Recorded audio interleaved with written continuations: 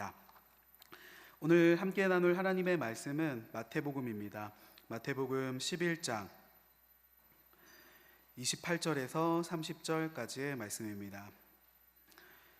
신약성경 마태복음 11장 28절에서 30절까지의 말씀, 신약성경 18페이지입니다. 마태복음 11장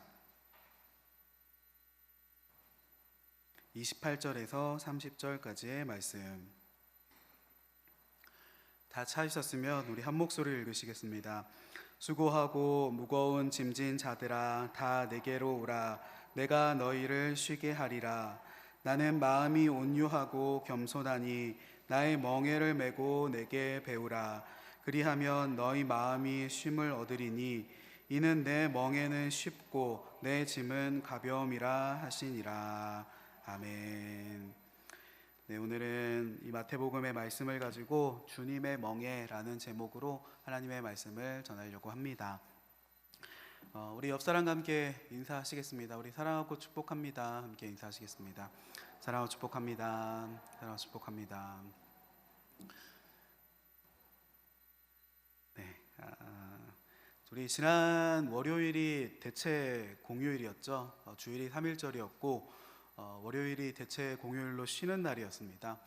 그래서 아이들과 함께 어디 좋은 데라도 다녀올까 싶은 생각이 들었었지만은 그날 비바람이 너무너무 심하게 치고 부는 것입니다. 집에 있는데도 창문을 막 두둑두둑두둑, 바람이 어찌나 많이 부는지 길거리에도 뒤집혀진 우산들이 굉장히 많이 여기저기 버려져 있고, 쓰레기 봉투라든지 박스 쪼가리라든지 길거리에 굉장히 많이 떨어져 있는 것들을 보았었습니다. 그래도 쉬는 날인데 잠깐 나갔다 오자, 아이들과 차를 타고 잠깐이라도 바람을 쐬러 세연교로 나갔었는데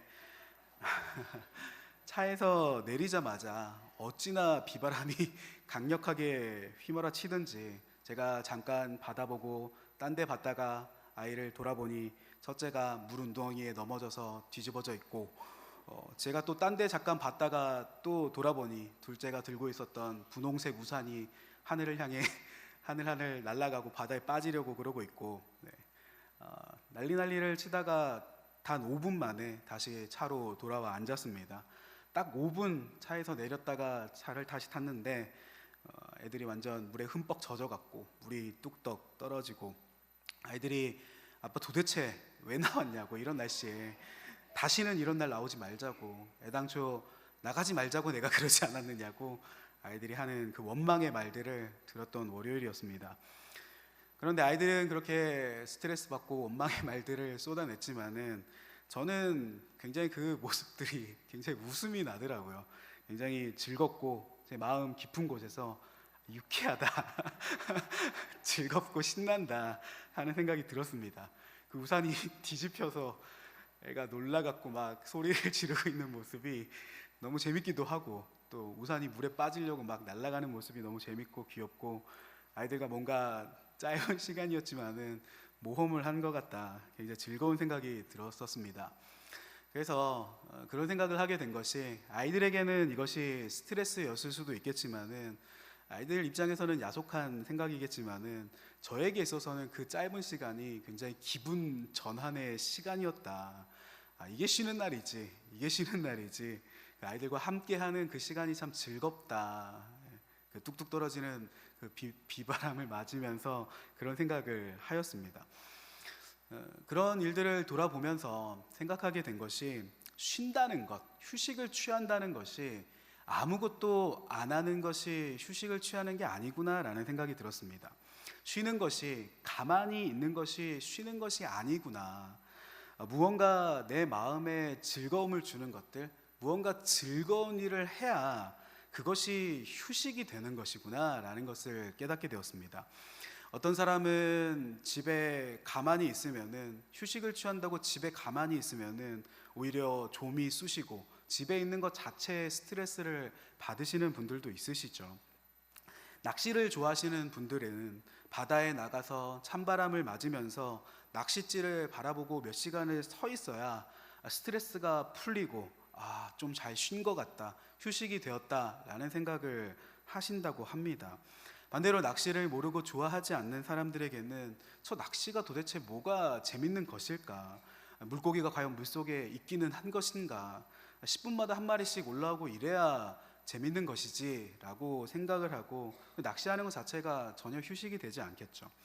마찬가지로 등산이다, 또는 요즘 유행하는 달리기, 러닝이다, 그것들이 좋아하는 사람 입장에서는 그렇게 산에 오르고 달리기를 하는 것들이 그것을 좋아하는 사람 입장에서는 더할 나위 없는 휴식의 시간이 되는 것입니다. 그러나 그것들을 모르고 싫어하는 사람들에게는 단지 노동이 될 뿐인 것이죠. 그래서 이런 것들을 생각해 보면은 쉰다는 것, 쉼이라는 것은 단지 가만히 있는 것을 쉬는 것이 아니라 누구와 함께 무엇을 하는가, 누구와 함께 무엇을 하며 시간을 보내는가, 그것이 참 중요한 휴식의 법칙이구나 라는 생각을 하게 되었습니다. 저 같은 경우에는 자녀들과 함께 시간을 보낸다, 그것이 저에게 있어서는 하나의 휴식이고 재충전의 시간이 되었던 것이죠.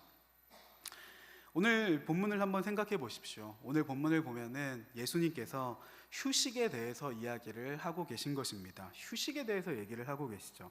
오늘 본문의 28절 말씀을 우리가 다시 한번 같이 읽어보겠습니다. 28절입니다. 시작. 무거운 짐진 자들아 다 내게로 오라, 내가 너희를 쉬게 하리라. 아멘. 굉장히 유명한 말씀이죠. 수고하고 무거운 짐진 자들아 다 내게로 오라, 내가 너희를 쉬게 하리라. 굉장한 은혜의 말씀이지 않습니까? 주님께서 초대를 하고 계신 것입니다. 수고하고 무거운 짐진 사람들을 초대하고 계시죠. 말하자면은 그 인생에 짓눌린 사람들, 혹은 고통당하는 사람들, 또는 유린당하거나 억눌린 사람들, 이런 사람들을 예수님이 초대하고 계신 것입니다. 누구에게 초대를 하십니까? 어디로 초대를 하십니까? 바로 그 자신, 예수님 자기 자신에게로 초대하시는 것이죠. 말하자면 이 28절은 그런 얘기인 것입니다. 내가 너희의 휴식이 되어 주겠다, 예수님이 말씀하시는 것입니다. 말하자면 내가 너희의 쉬는 날이 되어 주겠다라고 얘기를 하신 것입니다. 나아가 내가 너희의 휴가가 되어 주겠다, 내가 너희의 바캉스가 되어 주겠다라고 선포하시는 예수님의 말씀이신 것입니다. 그리고 이 말씀은 2000년 전 당시를 살아가는 사람들에게 뿐만이 아니라 지금을 살아가고 있는 우리에게도 동일하게 하시는 선포의 말씀이신 것이죠. 우리가 한번 고백해 보기를 원합니다. 주님은, 한번 따라해 보시겠습니다. 주님은 우리의 쉬는 날이십니다. 주님은 우리의 회복이십니다. 그런 고백대로 이루시는 일들이 일어나게 될 것입니다. 당시 유대인들, 2000년 전의 유대인들에게 있어서 이러한 수고하고 무거운 짐이라는 것은 무엇이었겠습니까? 당시 2000년 전의 사람들에게, 그 유대인들에게 수고하고 무거운 짐은 무엇이었을까? 생각해보면 첫 번째는 나라 잃은 슬픔, 나라 잃은 마음이 그들의 무거운 짐이었겠죠. 유대인들에게는 그런 긍지가 있어 왔습니다. 우리는 아브라함의 후손이다, 우리는 그 다윗의 나라, 그 다윗의 후손인 유다 지파다, 하나님께 선택받은 민족이다 하는 자부심, 자긍심 같은 것들이 그들에게 있었습니다. 그러나 그들이 가졌던 그러한 자부심과는 달리 현실은 굉장히 암울했던 것이죠. 로마라는 그 초강대국에 그들의 나라를 잃고 주권을 잃어버리게 되었습니다. 마치 우리가 새벽에 묵상했던 것들과 같이 출애굽기 시절이다, 그들이 애굽에서 종살이를 하고 살았던 그 삶과 같이 지금 로마의 속국으로서 나라 잃은 채 종살이를 하고 있는 그런 상황이었던 것이죠. 그래서 누가 우리를 구원해 줄 수 있을 것인가, 우리 민족을 회복시켜 줄 것인가, 그러한 나라 잃은 그 무거운 마음을 지고 살았던 것이 당시의 유대인들이었던 것입니다. 우리도 마찬가지죠. 3.1절을 보냈지만은 일제 침략 시절을 보냈던, 그들의 지배를 받았던 우리는 이러한 마음을 너무나도 잘 알고 있지 않습니까? 얼마나 삶이 피폐한지, 그 마음이 낙심되고 힘든지 너무나도 잘 알고 있죠.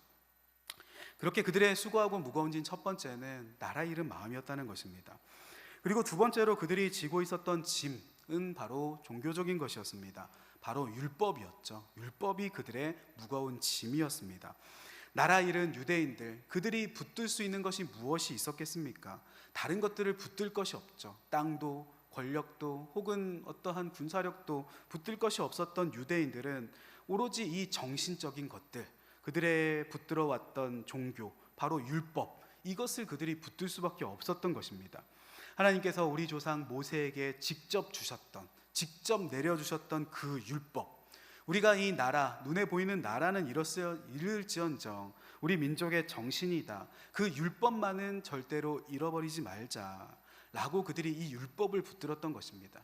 구약의 이스라엘 백성들은 율법을 저버리고 율법을 등한시하고 하나님을 배반했다면은 이 시절의 유대인들은 오히려 율법을 강력하게 붙들었던 것입니다. 이 율법이 우리의 정신이지, 이 율법을 우리를 지켜야지. 그런데 그렇게 율법을 붙들다 보니까는 오히려 이 율법이 오히려 그들의 우상이 되어버린 것입니다. 바리새인들이다. 이 바리새인이란 사람들이 등장하죠.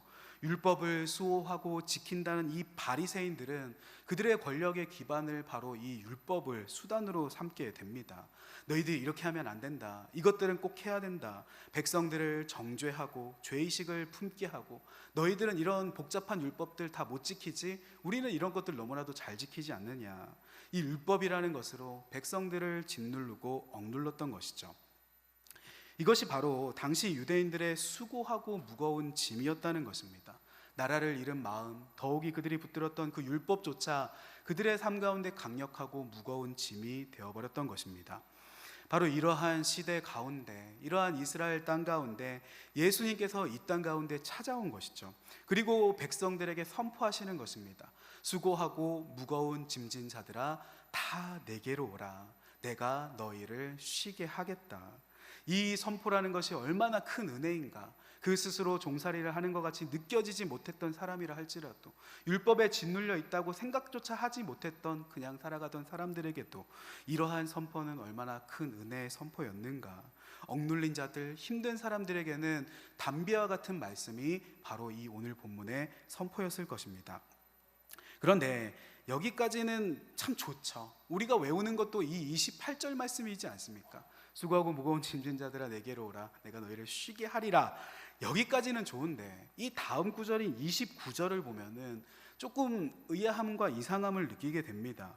뭔가 예수님이 조금 이해하기 어려운 이상한 얘기를 하시는 것 같은 느낌이 들죠. 우리가 29절 말씀도 같이 한번 다시 읽어보겠습니다. 29절입니다. 시작.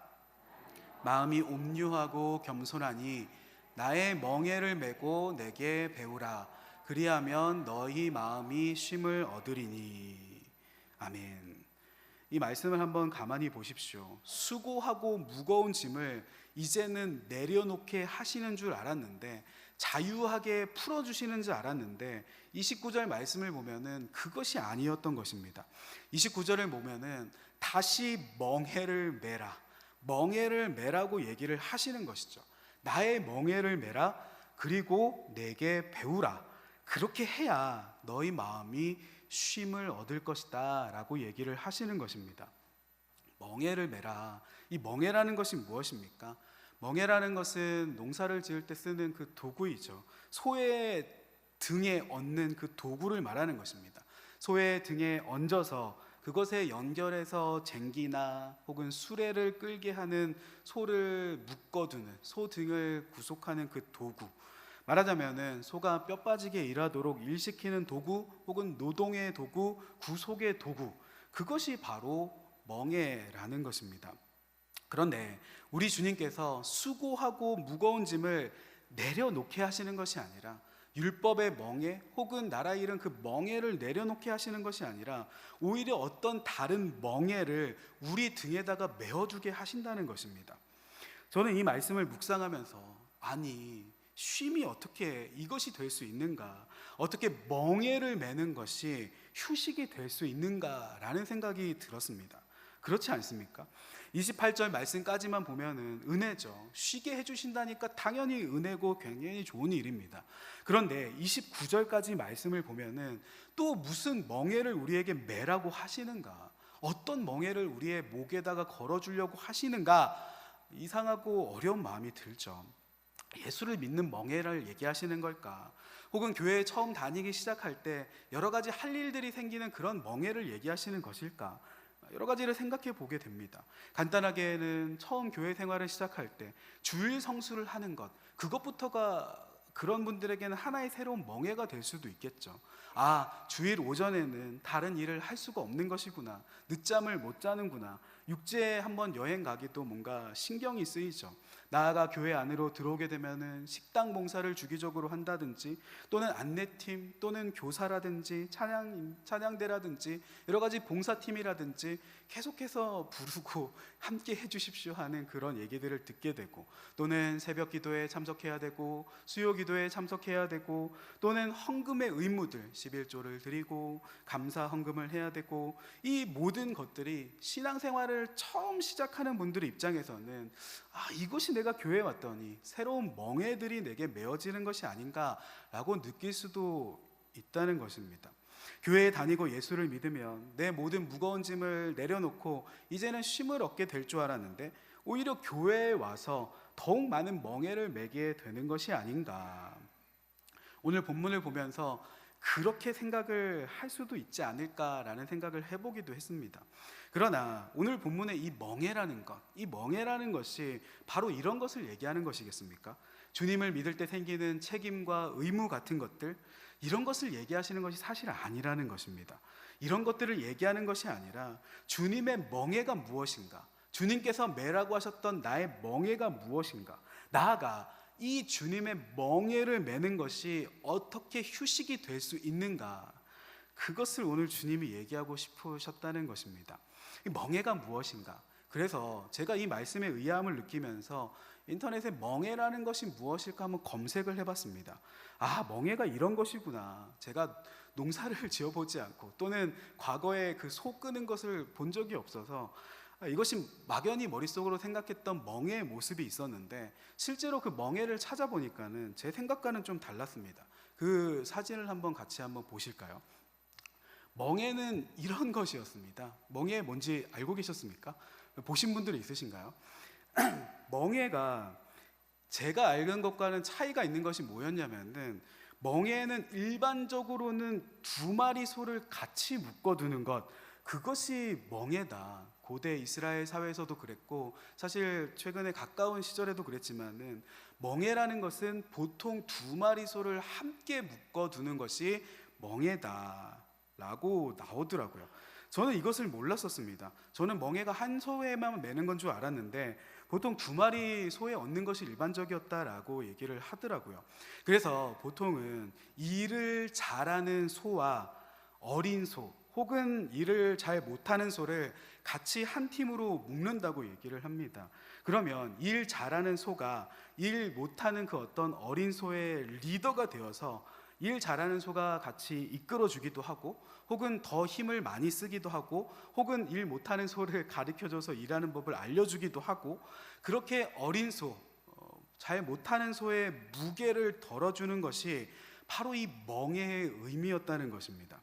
이 멍에라는 것은 이런 것이구나. 소 두 마리를 묶어두는 것이구나. 예수께서 이 멍에를 매라고 하시는 것입니다. 그분의 멍에를 매라고 얘기를 하십니다. 우리에게 멍에를 딱 씌워주시는데 그 한 자리는 누구의 자리인가? 바로 저의 자리겠죠. 김용 목사의 자리일 것입니다. 우리의 자리일 것입니다. 그러면 이 멍에가 두 자리라면은 그 나머지 한 자리는 누구의 자리이겠습니까? 내가 하나를 목에 걸고 있다면은 그 남은 한 칸의 자리, 연결되어 있는 저 나무 한 칸의 자리는 누구의 자리일까? 아무리 생각을 해봐도 그 비어있는 소의 한 자리는 바로 우리 예수님의 자리가 아닐까. 예수님이 이런 것들을 생각하시고 이 말씀을 하신 것이 아닐까라고 묵상이 되는 것입니다. 예수님이 바로 이 남은 한 자리의 주인공이 아니실까. 일 잘 못하는 소, 어린 소와 같은 나를 능숙하게 이끌어줄 그 소, 숙련된 소가 바로 예수님이 아니신가. 그 멍에 남아있는 그 한 자리 가운데 예수님께서 직접 본인의 머리를 거기에 넣고 거시는 것입니다. 야, 용아, 너 일 좀 해라. 야, 너 일해라. 저 일해라. 우리 주님께서 채찍을 들고 매질하며 일을 시키시는 그런 감독관과 같은 분이 아니시라. 나는 여기 서서 너희들 일해라 하고 채찍질 하시는 분이 아니라 그분은 손수 그 멍에 남은 한 자리에 자신의 머리를 넣으시는 분이라는 것을 깨닫게 된 것입니다. 아니, 주님, 내가 메고 있는 이 멍에에 주님께서 이곳에 머리를 넣고 함께 멍에를 메시다니요. 아니, 주님, 당신은 이런 멍에를 메실 분이 아니십니다. 이것은 소들이 하는 일 혹은 종들이 하는 일이 아닙니까? 그리 우리가 말한다 할지라도 아니다. 내가 너와 같이 이 짐을 지어줄게. 내가 너의 짐을 같이 끌어줄게. 나의 어깨와 그분의 어깨가 서로 닿는 그 가까운 곳에서, 가장 가까운 곳에서 나의 멍에를 함께 메시고 나의 짐을 같이 끌어주시며 힘이 되시고 길을 가르쳐 주시는 그 일을 해주시는 분, 나의 모든 무거운 삶이라든지 내 삶의 모든 무거운 책임들을 함께 짊어주시는 분, 말하자면 함께 멍에를 메시는 분, 그분이 바로 예수님이 아니신가? 그것을 염두에 두고 그 상황들을 보시면서 이 얘기를 하신 것이 아닐까라는 생각들을 하게 된 것입니다. 이것이 바로 멍의 의미인 것입니다. 내 목에 목줄을 채우시는 분이 아니시라 이 멍에라는 것은 두 자리고 그 남은 한 자리에 스스로 들어오시는 분이시다. 실로 예수님이 그런 삶을 살지 않으셨습니까? 그런 삶을 살으셨죠. 우리의 삶을 이끌어 주시는 분, 그분이 이 땅에 오신 삶이 그러셨습니다. 이 말씀을 묵상하며 또 아이들과 있었던 일이 한 가지가 생각이 났습니다. 진짜 최근에 있었던, 지난주에 있었던 일인데, 저희 첫째가 이제 5학년에 올라가게 됩니다. 그래서 지난 겨울방학 동안에 미리 이 문제들을 좀 풀어봐라, 5학년 수학 문제집을 한 권 사서 첫째에게 이 수학 문제집을 전해줬습니다. 그리고 아이가 열심히 푼 것들을 제가 한번 채점을 쭉 해봤더니 그 한 페이지에 한 문제 맞고 30개 넘게 막 다 틀린 것입니다. 쫙쫙쫙쫙 마치 빨간색 비가 오듯이 틀렸고 제가 채점을 하다가 약간 화가 날 정도로 많이 틀렸더라고요. 그래서 야, 이거 어떻게 푸는 거냐, 이 문제 어떻게 푸는 거냐고 물어봤더니 저희 첫째가 그렇게 얘기를 하는 것입니다. 이거 내가 개발한 방식으로 풀었다. 자기 나름대로 이 수학 문제를 풀 공식을 연구해낸 것입니다. 제가 그 말을 들으면서 놀랍다면 참 놀라운 일이다. 애당초 5학년 수학 문제니까는 안 배운 것이지 않습니까? 그러니까 모르겠는 것입니다. 이걸 어떻게 풀어야 될지, 이 분수를 어떻게 더하고 곱해야 될지 모르겠는 것입니다. 그래서 자기 나름대로 머리를 쥐어짜며 이렇게 하면 되겠거니 하고 최선을 다해서 자기 나름의 공식을 만들어서 풀어낸 문제, 결과는 쭉쭉쭉 다 틀렸던 것이죠. 제가 그것을 보고 그 얘기를 들으면서 참 애썼다, 고생했다, 그래도 노력했네 싶기도 하고 한편으로는 귀엽기도 하고, 그러면서 제가 첫째에게 물었던 것이, 야, 이거 모르겠으면은 그냥 아빠한테 물어보지 그랬냐, 아빠한테 물어보지 그랬냐 라고 얘기를 했더니, 모르면 물어보면 되지라고 물어봤더니 아이가 대답을 하는 것입니다. 뭐라고 대답을 하냐면은, 아빠는 모를 것 같아서 물어보지 않았다. 아빠는 이거 못 풀 것 같아서 물어보지 않았다고 얘기를 하는 것입니다. 아빠한테 물어봤자, 애당초 물어봤자 아빠는 수학 문제를 어떻게 푸는지 잘 모를 것 같은데 라고 얘기를 하면서 대신 그 아빠를 낮게 평가하면서 그냥 혼자 끙끙거렸던 것이죠. 사실 제가 그 얘기를 들으면서 실제로는 사실 속으로 조금 움찔하기는 했습니다. 찔리기도 했습니다. 사실 아무리 초등학교 5학년 수학이기는 하지만은 제가 수학 공부를 안 한 지 무려 25년의 세월이 흘렀다.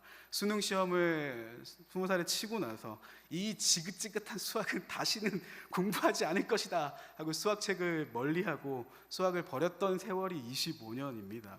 그래서 그 말을 들을 때 내심 약간은 찔리는 마음으로 혹은 떨리는 마음으로, 그렇다면 내가 이 문제를 지금 풀 수 있을까 하고 그 문제들을 가만히 살펴보니까는 이거 생각보다 별것 아닌데 금방 알겠는 것입니다. 그래도 아빠가 대학 나온 아빠인데 야, 아빠가 모르긴 뭘 몰라 갑자기 제가 막 큰 소리를 빵빵 치면서 야 이거는 이렇게 풀어야지 쓱쓱쓱쓱 자 이거 이렇게 푸는 거다 이렇게 푸는 거다 푸는 방법을 아이에게 알려주었습니다. 아이는 그제서야 미짐 썩은 표정들을 풀고 아빠가 이 문제들을 풀 줄 아는구나, 아 그렇구나, 아빠도 할 줄 아는구나, 진작에 물어볼 걸, 진작에 물어볼 걸. 자기 혼자 그 수학 문제들을 풀 때는 어떻게 해야 할지 몰라서 끙끙 고민했고 또 시간도 오래 걸렸고 결과도 심지어 나빴는데 열매가 없는데 아빠랑 같이 이 문제를 풀어보니까 이거 생각보다 쉬운 문제였구나, 아 이렇게 푸는 거였구나, 쉬운 것이었구나.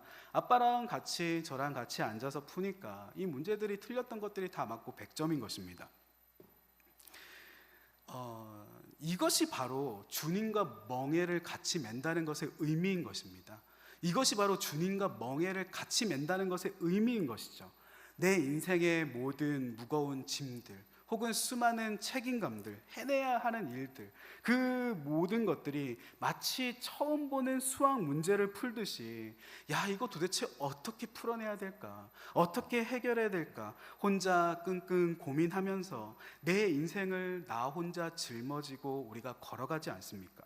그런데 나의 이 멍에에 이 한자리에 주님께서 같이 들어오신다는 것입니다. 내가 곁에서 네 어깨가 닿는 그곳에서 같이 메워줄게, 내가 같이 끌어줄게 라고 주님이 선포하시는 것입니다. 사실 우리가 모르는 것 투성이지 않습니까? 우리가 나이를 한 살 한 살 먹어가면서 수많은 경험치들이 우리의 삶 가운데 쌓여가기는 하지만은 그래도 늘 모르는 세상이 찾아오게 됩니다. 낯선 세상이 나타나죠. 두려운 일들이 눈앞에 펼쳐지는 것들을 계속해서 보게 됩니다. 우리가 지난 일이지만 코로나 시절을 처음 우리 인생에 겪어봤던 것처럼 한 드라마 대사가 생각이 났습니다. 응답하라 1988에 그런 대사가 등장하거든요. 아빠한테 그 딸이 덕선이가 아빠한테 실망해서 울고 있는 딸에게 그 아빠 성동일이 가서 아빠가 딸을 위로해주면서 이런 얘기를 하는 것이 기억이 났습니다. 아빠도 태어날 때부터 아빠가 아니잖아. 아빠도 아빠가 처음이라 너한테 잘 몰라서 그랬어. 아빠도 아빠가 처음이라 잘 몰라서 그랬어. 우리 딸이 아빠를 좀 이해해줘 하는 그 장면이 생각이 났습니다. 이 대사가 너무 공감 가는 것입니다. 그 장면을 보면서 눈물을 참으며 그 장면을 보았는데 저도 그냥 살다 보니 문득 두 아이의 아빠가 되었는데 뭔가 아이를 낳고 기르는 연습을 해본 적도 없고 그것에 대해서 가르쳐주는 사람이 있었던 것도 아니고 첫째를 낳고 둘째 때는 이제 한번 해봤으니까 쉽겠지 싶었지만은 둘째는 또 첫째와는 무언가 모든 것들이 다르고 시간이 흘러서 우리가 며느리를 보거나 그것도 다르겠고 손주를 보면 또 그 일들이 또 다르겠죠. 우리가 해왔던 사업이지만 세상은 계속 달라지고 교회 일들도 마찬가지지 않습니까?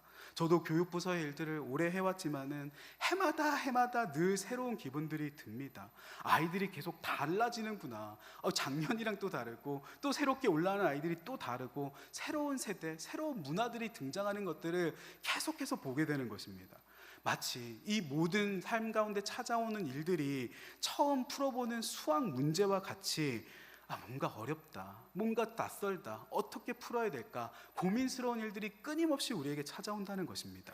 그런데 그런 순간에 우리 주님께서 나에게 말씀하시는 것입니다. 이 멍에를 매라. 나의 멍에를 우리가 같이 매자. 이 멍에를 우리가 같이 매자라고 얘기를 하시는 것입니다.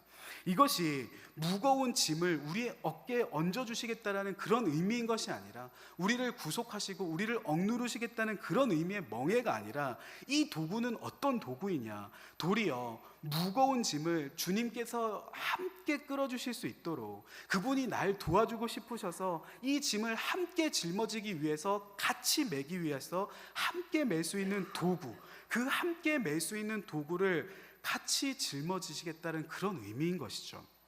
우리의 인생의 짐을 함께 맬 수 있는 이 도구다. 이 멍에는 우리가 함께 매는 도구다. 그것이 바로 우리 주님의 멍에, 그 의미라는 것입니다. 실제로 우리 주님이 이 땅 가운데 그런 삶을 사시지 않았습니까? 예수님은 창조주 하나님 그분과 같은 분이셨습니다. 그런데 우리를 몹시 사랑하셔서, 나를 몹시 사랑하셔서, 성도님들을 몹시 사랑하셔서 굳이 오지 않아도 되시는 이 땅 가운데 찾아오신 것입니다. 내가 인간의 짐을 같이 져주고 싶다 하시는 심정을 가지시고, 받지 않아도 되시는 고난을 자처하시고, 받지 않으셔도 되는 수치 가운데 내려오시고, 10달 동안 그 어머니의 뱃속에서 어둠을 참아내셨으며 자녀로서 30년을 살아내셨고, 그분은 배고프시고 목마르셨고 피곤하시고 슬퍼오셨고, 사람들의 냄새나는 그 인간 냄새나는 그 죄가 냄새나는 그 틈바구니에서 그 거룩하신 예수님이 함께 먹고 자고 생활하시고 지치기도 하시고 슬퍼하시면서 죄인들과 함께 뒹구신 예수님의 모습을 보십시오. 그냥 멀리서 너희가 구원받으라라고 얘기하신 것이 아니라 우리의 삶 가까이에 찾아오셔서 함께 우리의 짐을 짊어지시는 예수님의 모습을 보여주신 것이 아니냐는 것입니다. 너희들의 그 무거운 죄의 짐, 그 죄의 짐을 내가 대신 지어주기를 원한다. 십자가라는 그 죄의 멍에를 그 어깨에 대신 메셨던 것입니다. 죽음이라는 그 죄의 멍에 너희가 짊어진 죄와 이 죽음의 권세를 내가 대신 짊어지겠다. 내가 대신 십자가의 형벌을 받고 내가 대신 죽어주겠다. 십자가에 친히 못 박혀 죽어주신 예수님, 그분은 이 멍에를, 우리 인간들이 짊어지고 있는 이 멍에를 함께 메시고자, 같이 메시고자 이 땅 가운데 친히 찾아오셨던 것입니다. 우리 곁에서 함께 먹고 자고 함께 살아가시기 위해서. 그분의 삶 자체가 인간들의 멍에를 내가 함께 메어주겠다는 그 결심의 표현이지 않습니까? 사랑하니까 같이 짐을 지어주어야 되겠다.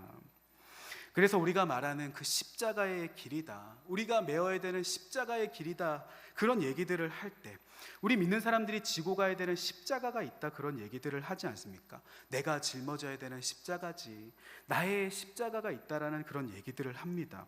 우리가 내가 지고 가는 이 십자가를 나 혼자 지고 간다 라고 생각해서는 안 된다는 것입니다.